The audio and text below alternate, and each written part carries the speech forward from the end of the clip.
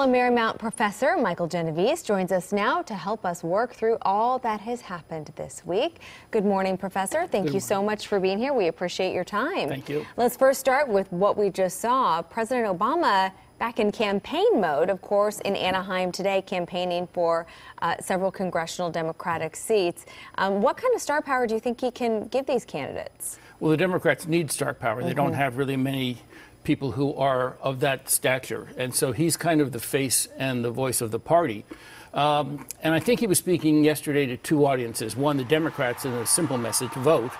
But he was also speaking clearly, I think, to Republicans who are a little bit disgruntled by President Trump, saying, come on, let's get back to sanity. Let's get back to the norm of what Republicans are, that we have so much in common and not as much that divides us. And so the question is, can he mobilize that base? He has a very bad history of mobilizing in the midterm elections. When he was president, his party lost numerous seats in both midterms. And then when his name's not on the ballot, he's just not able to bring that coalition together. And that's what he's got to do if the Democrats are going to do very well in November. And President Trump was also campaigning yesterday. So the same question, how much will President Trump help Republican candidates in the midterms? Well, it's a big test of the president and his sort of lure and his power and his attraction. If past his prelude, the president's party loses seats in the midterm election, about 25 in the House, 4 or 5 in the Senate. And so that's kind of the benchmark. Can the president energize his base? He plays to his base a lot. He does very good with his base, but he needs to really energize them and get them out, because in midterm elections, it's really a disadvantage for an incumbent president. Professor, now let's move to the Woodward book and the New York Times editorial. President Trump saying that he has an idea of who may have written this editorial. Both of these very damaging for the president. How damaging will they be? Well, it's a pretty harsh 1-2 smackdown, coming one right after the other. And Woodward's book isn't even out yet. It comes out this week. Woodward is credible. He's written 2 Pulitzer Prizes. He's written books on presidents. He has an incredibly good track record. And he is portraying in his book a White House that is out of control. General Kelly, the chief of staff, saying working in the White House is like crazy town.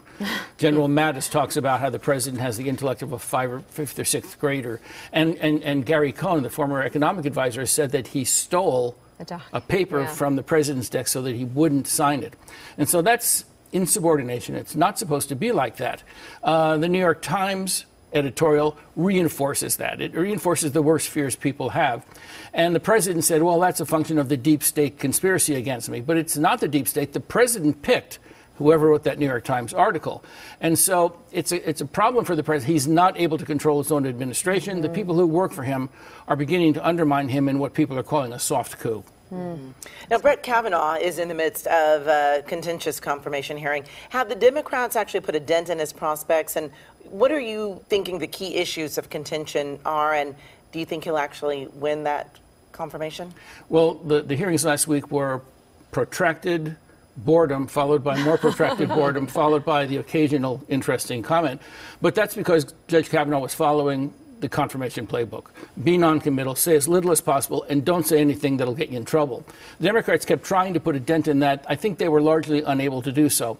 The Republicans have the votes, and barring the revelation of something very unusual, he's confirmed. Okay. Professor Michael Genovese, thank you for your time and your insight as always. Thank you.